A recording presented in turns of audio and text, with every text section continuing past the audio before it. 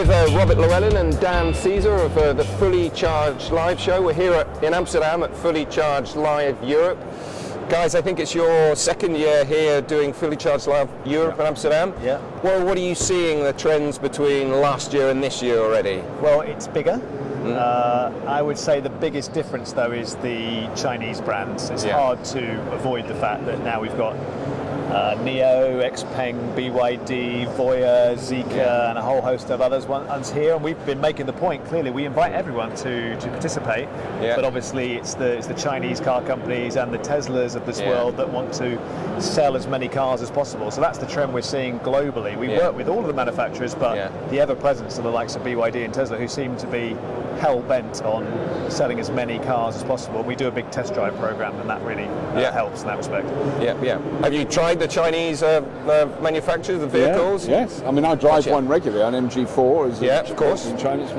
Really, I really love it. It's an amazing little car. It's got quirky lane keeping assistant, which you have to remember to turn off. Good. It's lane insanity assistant. It doesn't work. Right. Okay. Other than that, it's brilliant. You know, so it's a really economic, really long, good range, charges really fast. You know, all those, and you just think, why isn't this being made in Europe? Why aren't we making them in England? You know, because it's a smaller, cheaper car. It's part of that whole pattern, and so common now in the UK. You see so many of them.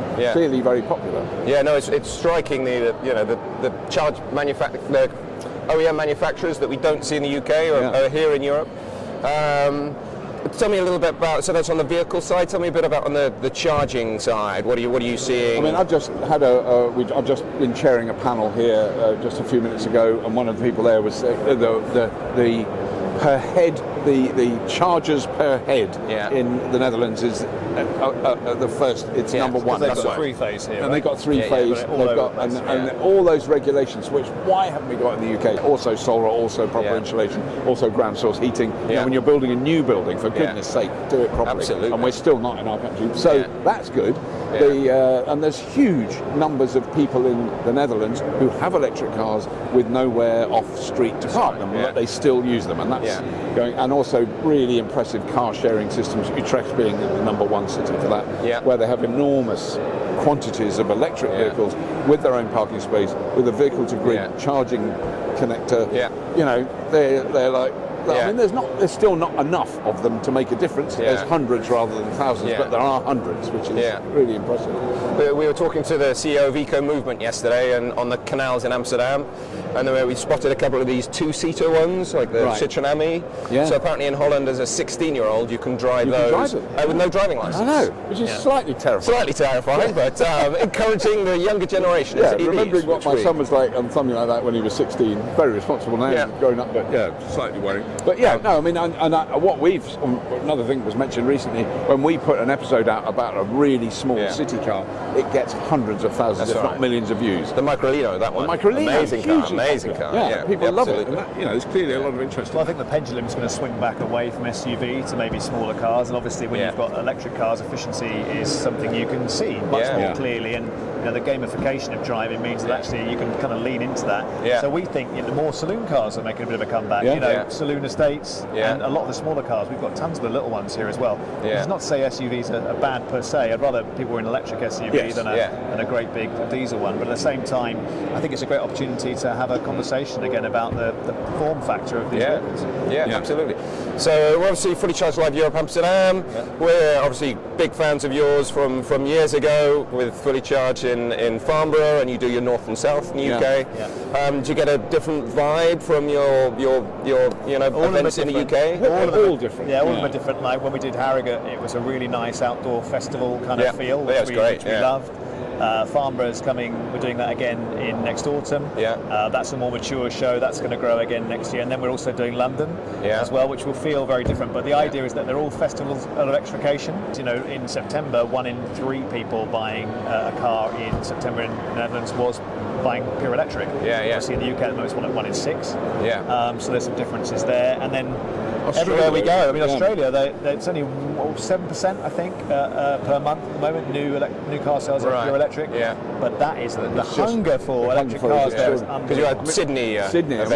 What that was like in a sense is if we could have done a fully charged show in the UK in say 2005 with the cars that that are around now. Do you imagine the impact that would have had? And that's what we experienced in Sydney, was that the cars, the range of cars they've got there now has gone from none to huge in like a year. It's just been extraordinary. And I mean, even to the extent that when I did a tour around Australia, we drove over 7,000 kilometres in an electric car. One of the charge points, the concrete that was been put down where the rapid charger was, had tyre marks in it, had basically ridges in it, because someone had reversed onto it to use it when the cement hadn't set. Right, that's how keen people were. Really? So you really knew that there was, and there's a demand. There is a demand for it. They are way behind any European country, but they're catching up really fast. Tesla, obviously, enormously popular there.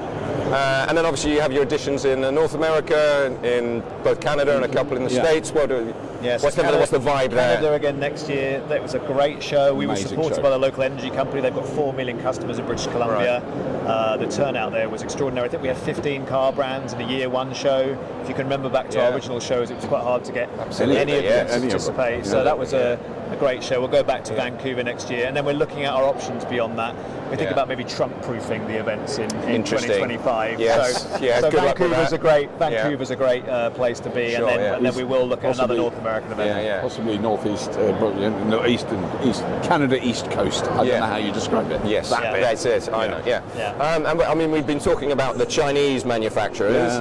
Is there scope for an East Asian edition of Fully Charged in time? There is, but I think we probably need to take on some more sort of funding to do that. I think there's genuine interest in that, but obviously we're not that well known over there, so you might know, Alex, that we're changing our branding to everything electric next year.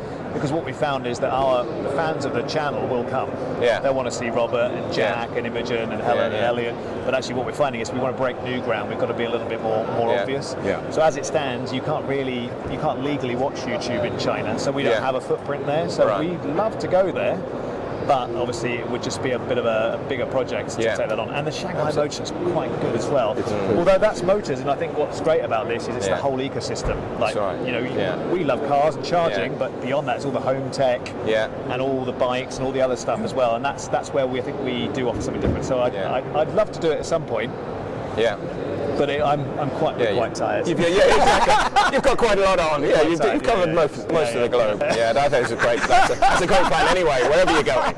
But no, we would. No, that's really fantastic. It's really good. I would like to state that it is actually quite easy to drive electric cars in Europe. Well, this is an amazing thing. It's not that hard. People are scared to do it. It's not hard. Absolutely. I mean, what we're finding is that there's more charge points per BEV, per capita, as you've said.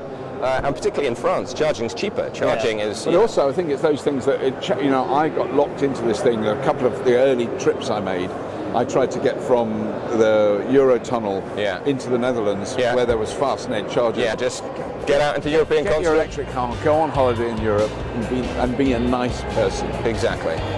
I think on that, that's what a great way to finish.